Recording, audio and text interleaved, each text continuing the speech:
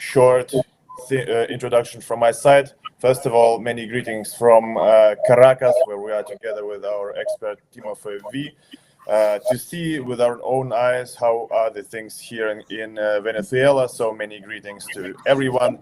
You probably know there is a survey which has shown that over 60% of population in Latin America, of young population, are sure that they are able to identify fake news, and simultaneously each person who said that has reposted at least one fake story on social networks in the last month. So it means that not confidence is the solution, skills are. That's why we're doing now a practical-based workshop, a final one, and our special guest is the official representative of the Ministry of Foreign Affairs, Maria Zakharova. Maria Vladimirovna, the floor is yours, and after that, our moderator, Alexandra Guerrero, will moderate the questions. Thank you.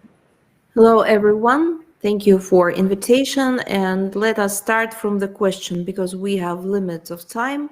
I have to go at 3 p.m. Moscow time, so we have like 40 minutes, unfortunately, because of my schedule. So let us start with the question. So thank you very much, Maria Vladimirovna. Let us now move to these questions, and from our experts. As a moderator, I'd like to ask you a question first. Since at least 1970, the United Nations General Assembly has passed numerous resolutions to combat fake news and use of disinformation for political purposes, imposing duties and obligations on states to prevent their territories from becoming havens of instability for third-party states. Do you think the world is truly motivated to combat disinformation or to take advantage of it for geopolitical purposes? And what are the obstacles? Let me start. I'm sorry. Let me start from answering your first part of your question. Why are you mentioning the whole world? Unfortunately, the whole world is not united on basic issues, on other matters as well. So we are not facing a united world. We do have United Nations, but actually, in reality, they are not united at all. So please do not operate. Be closer to reality. Do not operate such words or such expressions which are out of the reality. We do not deal with the whole world. Yes, probably from the moon or from the Mars, somebody are regarding us as a whole world.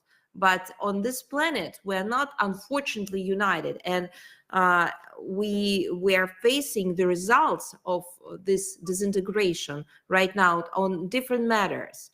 Some countries, some nations, some politicians are for example, globalization.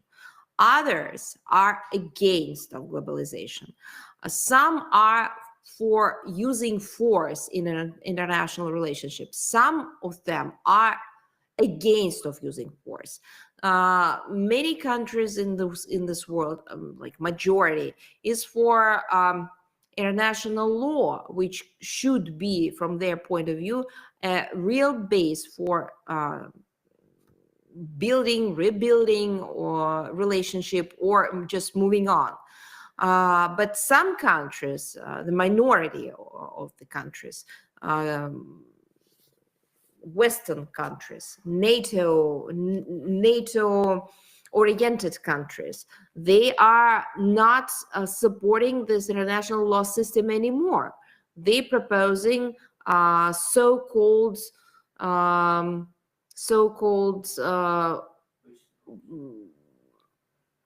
rules-based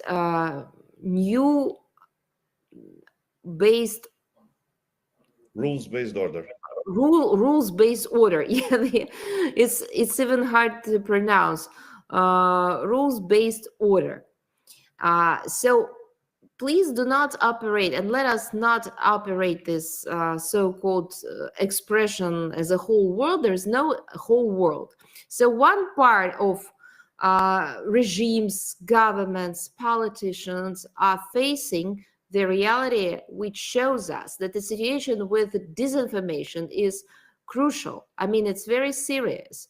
It's not about conquering or struggling for domination positions in the world. It's about just human being, because nowadays when you're scrolling reels or shorts or through some video hosting platform, you cannot understand, is it true or is it fake? And I'm not talking about the previous problem, the problem from the past. I mean, fake news or not, deep fake videos with personalities.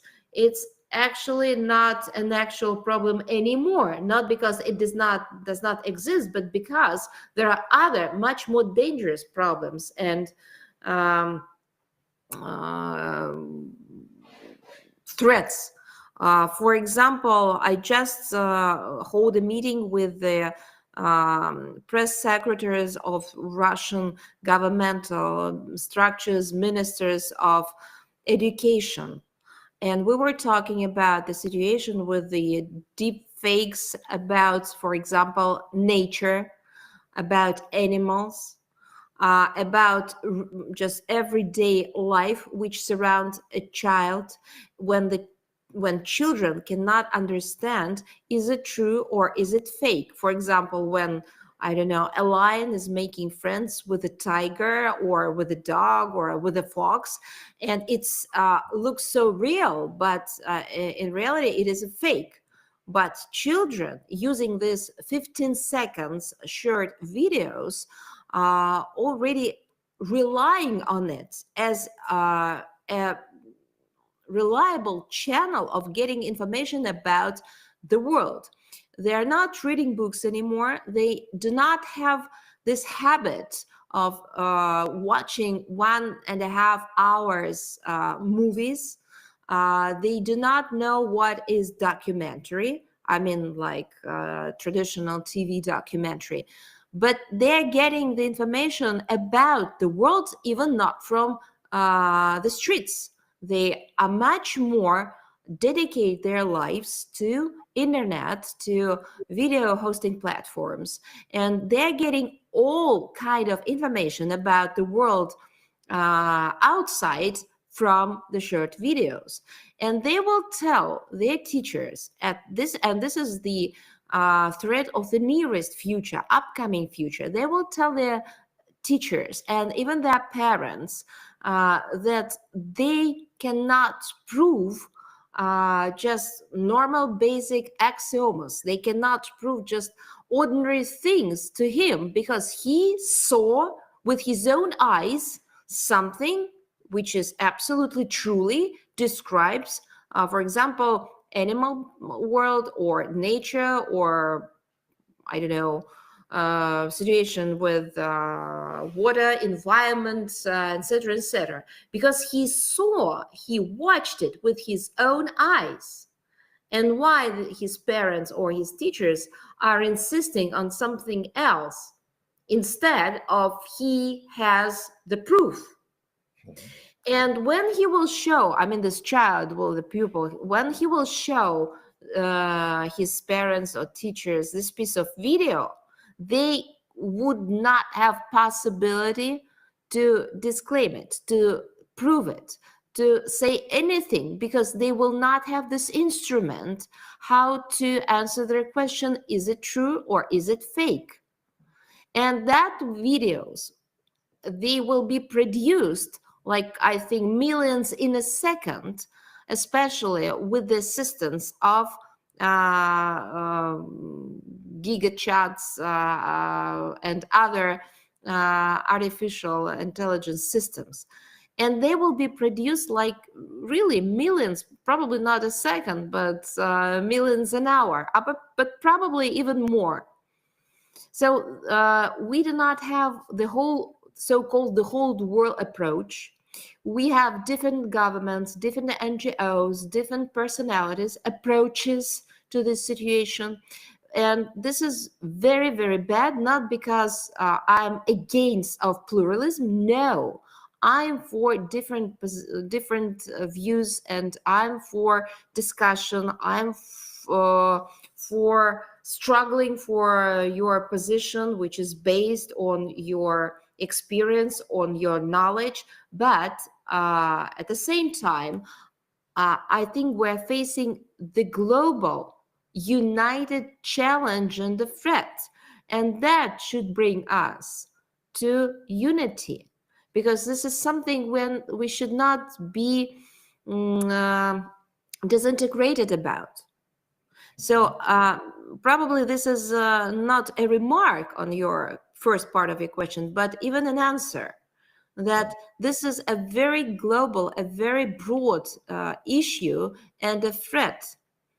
And this should be an agenda for upcoming future, how to protect not only ministries or not only politicians or not only personalities, who are popular people, who are celebrities, from deep fakes, but how to protect common sense, how to protect children in general from losing this common sense, how to protect educational processes, because now we are at the position when we have to fight with the with the concrete fakes. We do have knowledge. I mean, our generations, like people 30s, 40s, 50s, 60s and up, we do have education, we do have understanding of the global world processes. I'm not talking about international relationship. I'm talking about just general things like sun, sky, planes, water, food, peace, friendship, love. We do have this general, not perception, but general knowledge about them. But upcoming and forthcoming generations, they will rely on sources which will be created by artificial intelligence in many sorts of ways, and they will lose. There was a song in 90s, "I'm losing my religion." It was a great band Ram, as I recall. So those generations of 90s, they were losing religion, and the forthcoming generations, they are losing not religion, but they are losing knowledge and common sense right now, not because they're bad and not because they are bad educated, but because instead of normal traditional educational processes, there will be more and more artificially created and absolutely out of control sources of education or self-education. Mm-hmm. So thank you very much for your answer. And there are already more than 200 of us. We welcome all participants. And the next question comes from Timofey V live from Caracas. Good morning, Maria Vladimirovna. I would like to ask you the following question. We are in Caracas. We have recently attended a major international event here with participants representing every continent, and we observed the following. So if one relies solely on international media coverage of Venezuela, and including some Russian outlets, the impression is one of chaos, constant explosions, rampant crime, and widespread poverty. Yet we can confidently state that this picture is fundamentally inaccurate and does not reflect the reality we witnessed firsthand. In conversations with representatives from Latin America, a clear and pressing need emerged to overcome the imposed informational blockade, to strengthen cognitive sovereignty, and to deepen practical international cooperation in the information domain. So my question is, what do you think of the perspectives of growing, say not global, but international demand for media diplomacy? And in your view, what role could or should specialized NGOs play in this process? Thank you. So let's make your long question or several questions short. What is your first question?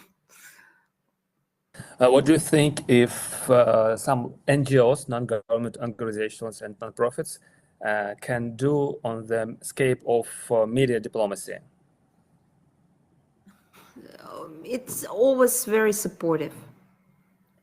it's not, I think it should not be divided. I mean, we should have a broader view on diplomacy and to not divide it into several channels, like an official diplomacy, non-official diplomacy.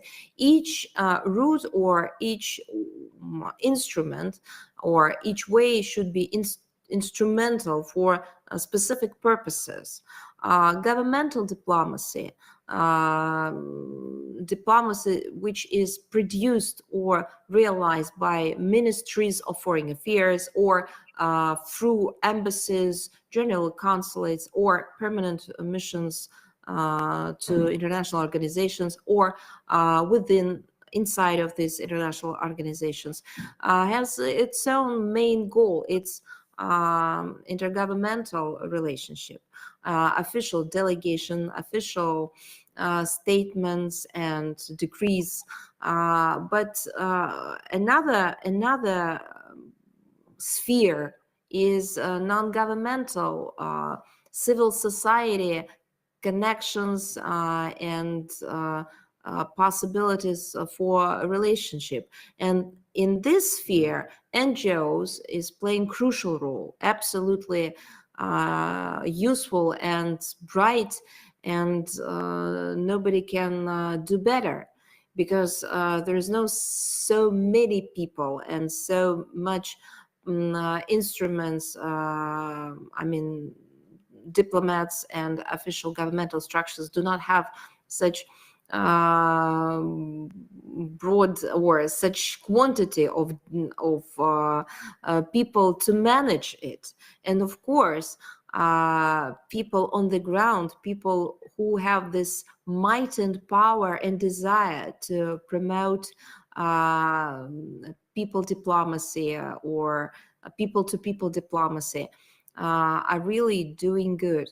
And I think this is an important part of international relation in general. So to my mind, NGO should not be controlled by governmental structures.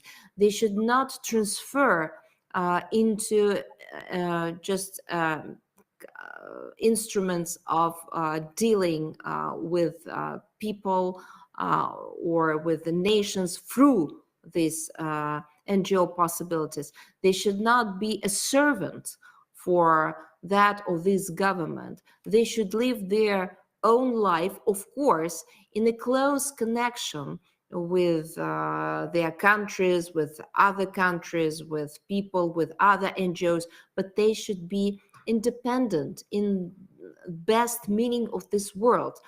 They, of course, should not live on the island. Of course, they should be patriotic. They should love, and they are loving and do love their motherland. Of course, they have their values.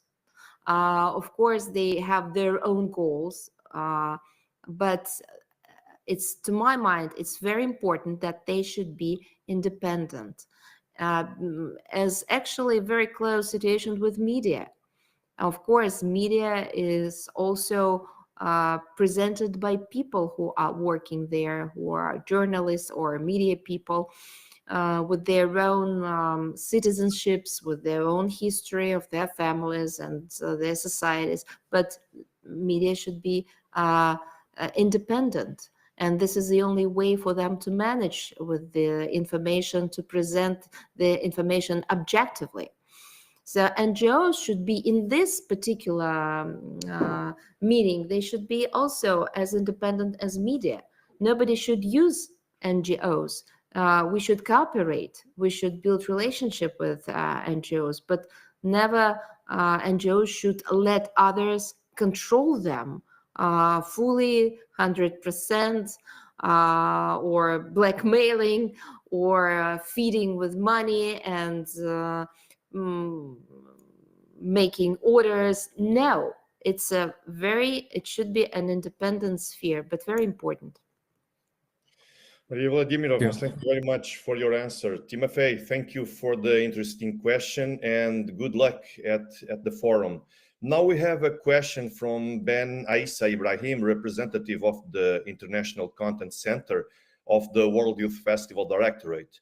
What advice would you give to bloggers and journalists who want to objectively cover Russian politics and debunk anti-Russian narratives? Faced with the risk of political persecution and censorship, how can we effectively and, more importantly, safely conduct this work? I think the best advice that I can give is not to conquer, in this particular case, not conquer, as you mentioned, something Russophobic or something anti-Russian. Do not try to struggle with bad things. Just promote good things. The things you like, the things you understand about Russia, the thing that you can personally prove, your feelings, your emotions, your experience, our culture, our art, our direct speech, for example, our facts, our historical facts. I think this is the most important thing, because, you know, it's not only nowadays challenge, it's like a 1,000-year history. What is better, to struggle with evil or to promote all good things in this world? You would never struggle, you would never have the might to struggle the evil up to the end. But the most, to my mind, effective instrument to fight it, not to struggle it directly, but just to promote all good things, all right things, all truth things that you know, that you feel. I think this is the best way. Nice, thank you for your reply. Now we have a question from our expert from the Republic of Korea, Sang-Hyun Lee, journalist, Asia correspondent for Russia Сегодня International News Agency, and member of the Asian Journalists Association. Maria Vladimirovna, how does the Russian Ministry of Foreign Affairs respond to the dissemination of information from Asian media that it considers unreliable? And has the ministry taken any steps to encourage media in these countries to more objectively and directly cite Russian official sources in their publications? You know, we do not have this regional specific to fight the fake news. We are facing with the fakes, and we are fighting the fakes in all directions. They can come from the Asia, they can come from, from the Asian region, they can come from the West, from North or South, whatever. We just notice the fake news, the piece of fake news, and we present our position on this or that matter, and we prove it with the facts.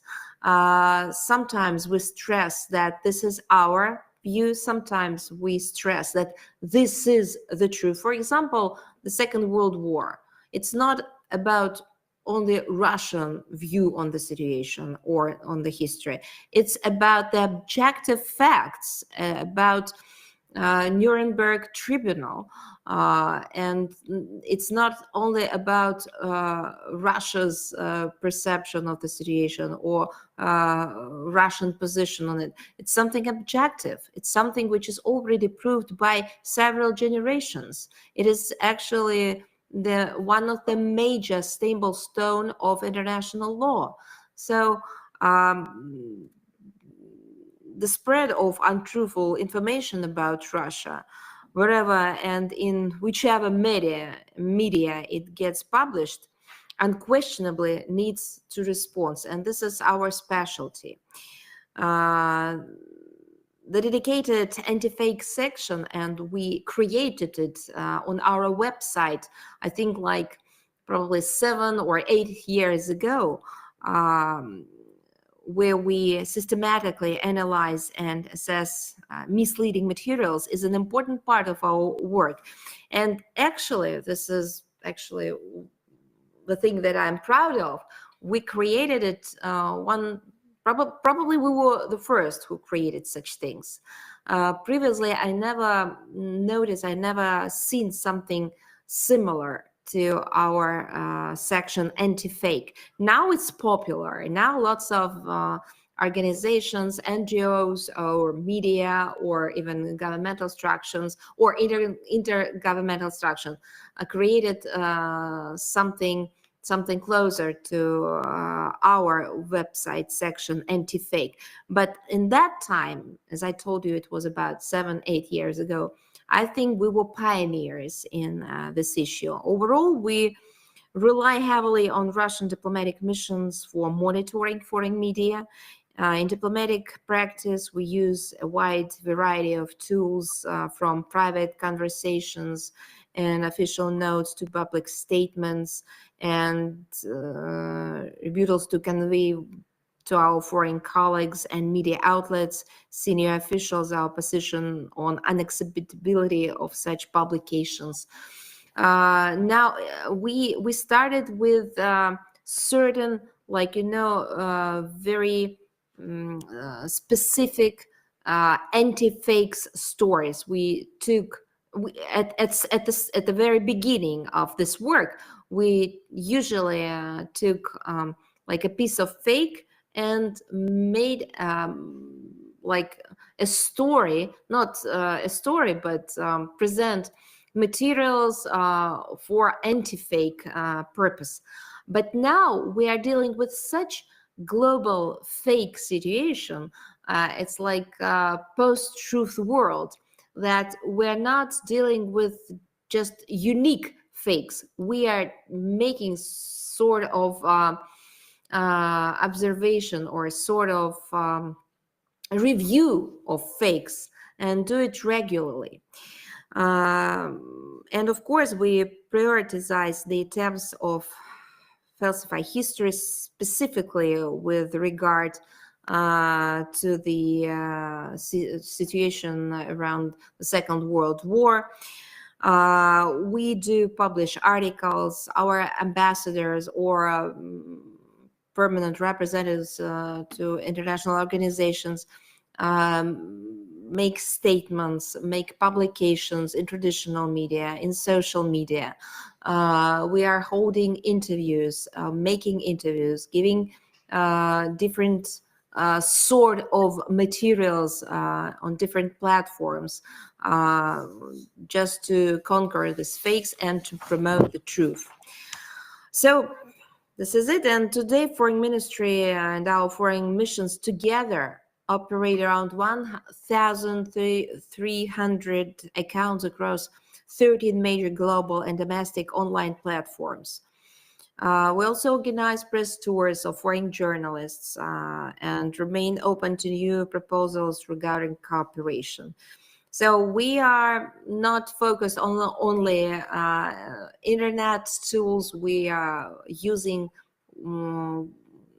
wide number and big number of instruments, and we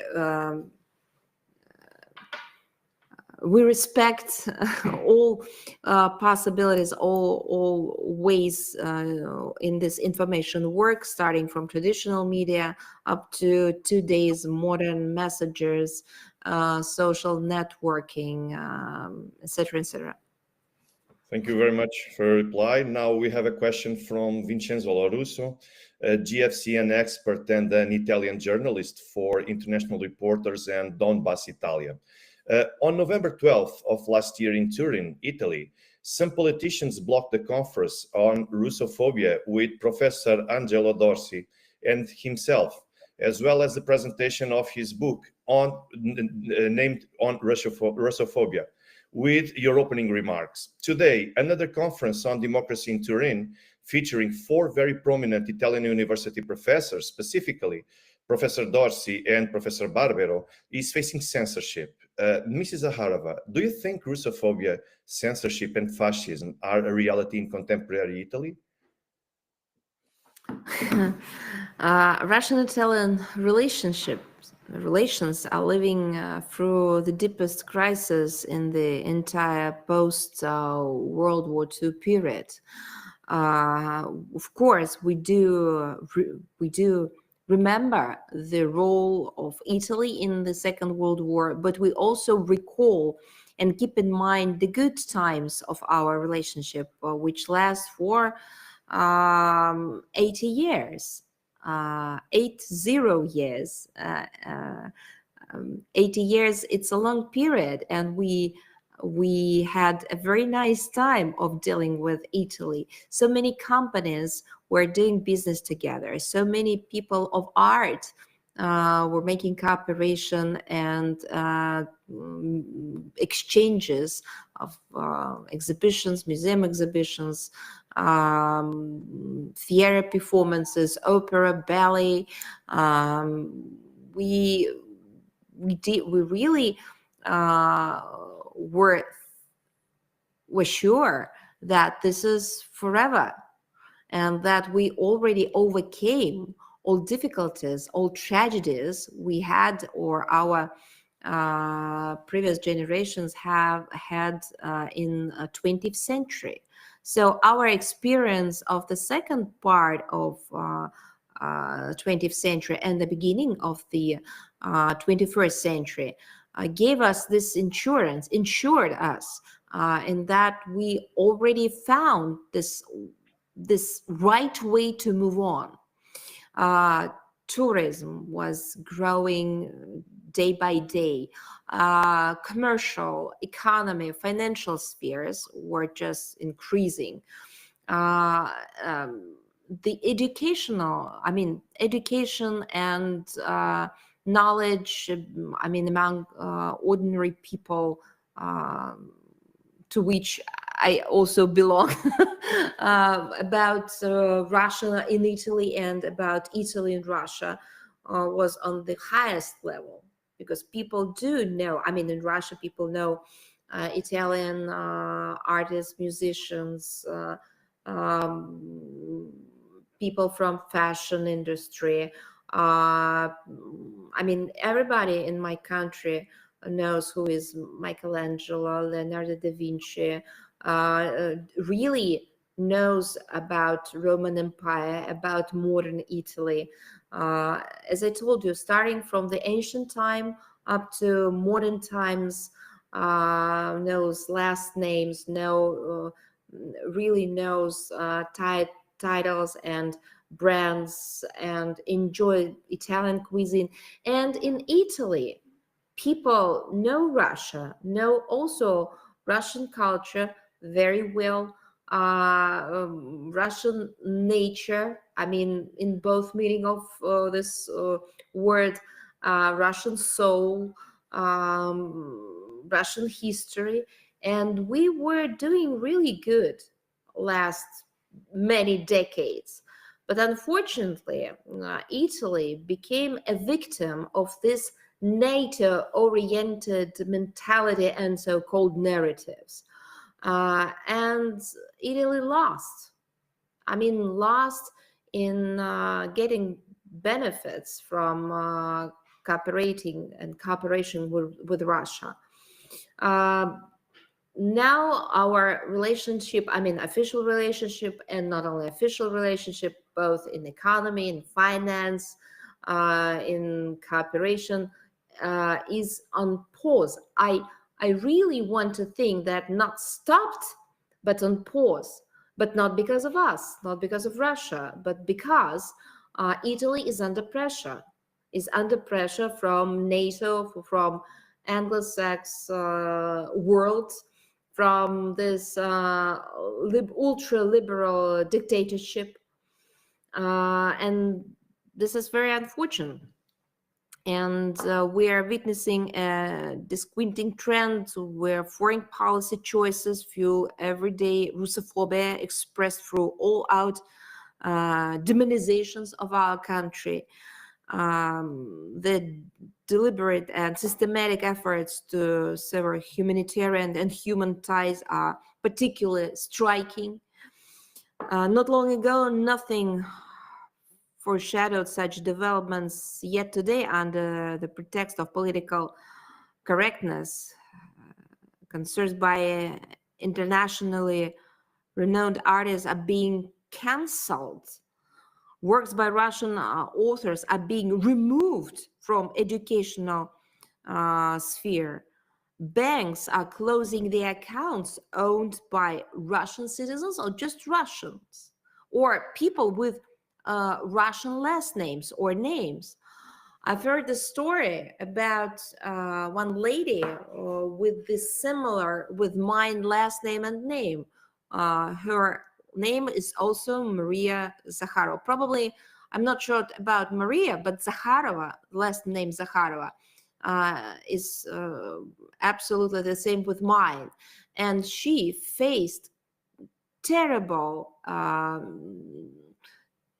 terrible, how to say, treatment from so-called European authorities, and unfortunately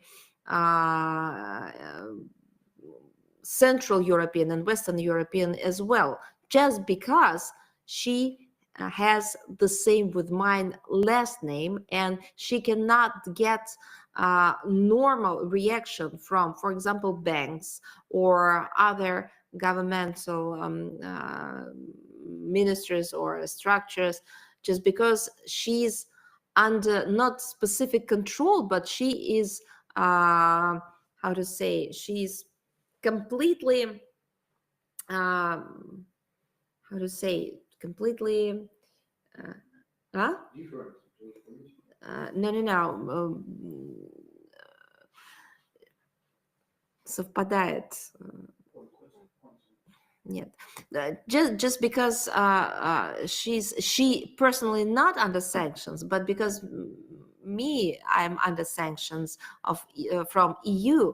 She usually every day is facing many troubles with banking systems, etc., etc. So just one example. And unfortunately, history has already seen instance where an entire nation was declared the source of all misfortunes.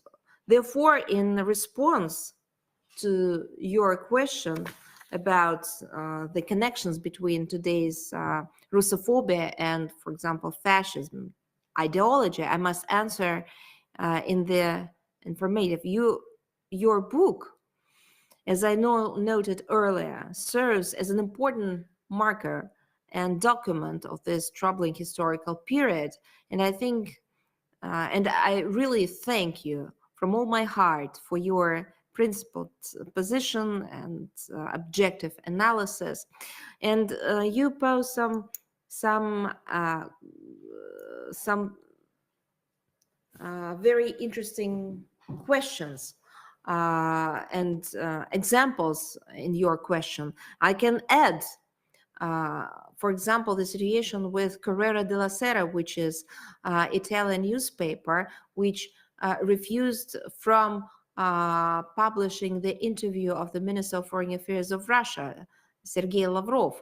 That was our joint desire.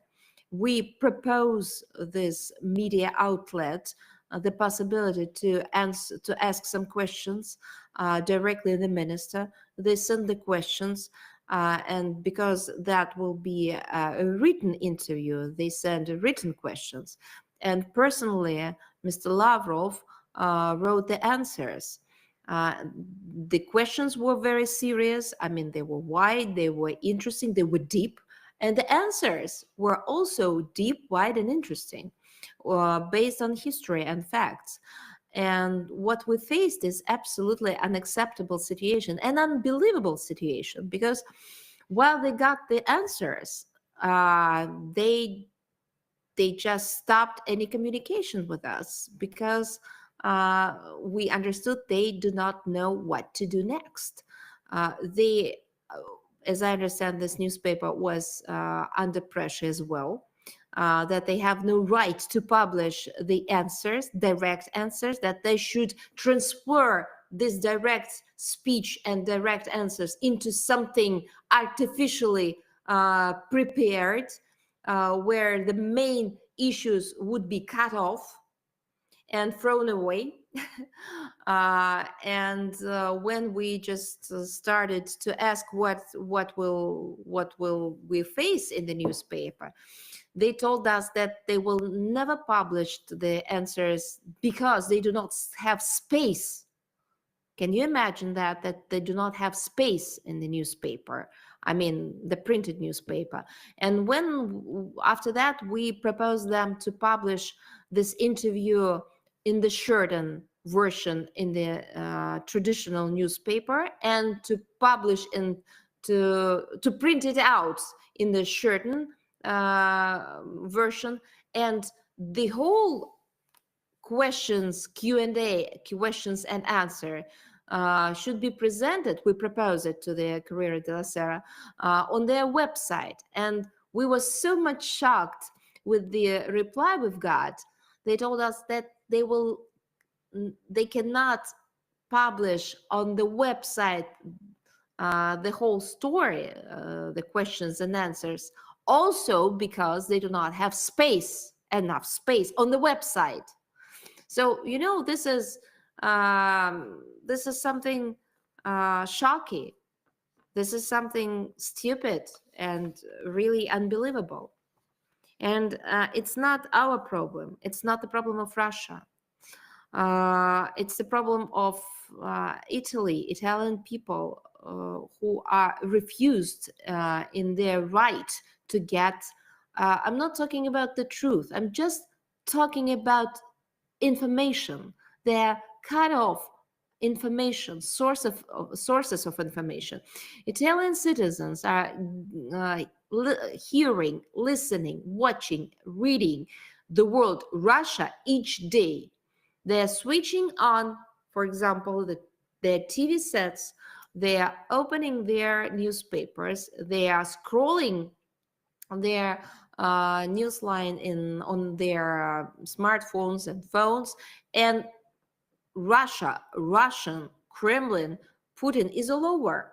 The whole world is described by their government, by Italian government, with these expressions, names, and titles. They use Russia to describe all the decisions made in modern Italy, in nowadays Italy. So people, to my mind, in Italy, have the right to get more information from Russia, because every part of their life is described with Russian word and Russian expression by their government. So if this is the answer for each and every step by Italian government, Russia, because of Russia, the causes is Russia. So probably it is fair enough to give the floor to Russia directly, to say something, not in our support, but just to give some more information on this issue. And who can present our position better than ourselves? And we were refused, and not, as I tell you, it's not our problems that we were refused. It's the problem of the Italian people who were refused in getting answers on these objective questions.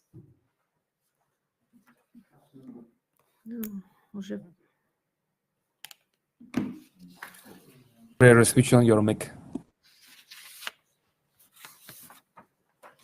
So there are only 2 minutes left, and I think that we should summarize. I thank you for your. If I may, as I understand, partly you are, or probably you are just hosting from Venezuela. Am I right? No, I'm Portuguese, from Lisbon. From where? Lisbon, Portugal. Portugal. I've heard from them that was Venezuela. So Portugal. Okay. Okay, so I just want to note for all participants that many questions have been asked. We will receive the answers and post them on the website, so keep an eye on the GFCN website. But Mrs. Zakharova, one last question. What advice would you give to the seminar participants? Just a global advice on everything. A global advice, please. I'm not that old. The topics that we have been discussing here. You are dealing with me as with a wise turtle, which has answers for everything and can advise everybody on every issue. I'm not that old, and certainly I'm not that wise. I'm not wise enough, and I'm absolutely not wise at all. Probably something from my heart. You know. I think that people on our planet, unfortunately, in majority, and now I have this right to say the whole world, because unfortunately, this is a marker for the whole world, is losing the meaning of the word love, and is not using this word anymore. And it's very bad, and it's very dangerous, because love is something which proves, human being in each man and woman. Love is the most important word and the most important thing in our life and on our planet. It's the major narrative which is moving us in our lives to better, but not to worse. And what I want to say, what I want to advise, probably what I want to bring you from my heart is, don't forget the major and the most important word in our life: love. And do love. Love your life. Love your closest family members. Love your friends. Life, bad and good things in your life. Just love. Nice. Thank you very much, Mrs. Zakharova, for being here with us. Thank you very much also for all our experts who participated in our events. This meeting concludes the GFCN online seminar series. Stay tuned for updates on our website, and a link to our website will appear in the chat shortly. All the best. See you soon. Once again, thank you very much. Yeah.